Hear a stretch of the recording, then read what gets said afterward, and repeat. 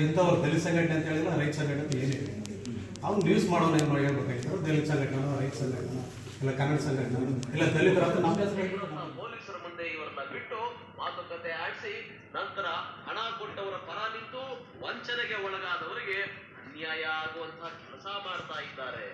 police ಠಾಣೆಗಳ ಎದುರು ಇದನ್ನೇ ಬಂಡವಾಳ ಮಾಡಿಕೊಂಡಿರುವ ಕೆಲವರು ನೊಂದು ಬೆಂದು ಬಂದವರನ್ನ ಪೊಲೀಸ್ ಠಾಣೆಯಲ್ಲಿ ನ್ಯಾಯ ಸಿಗದೇ ಇರೋ ಹಾಗೆ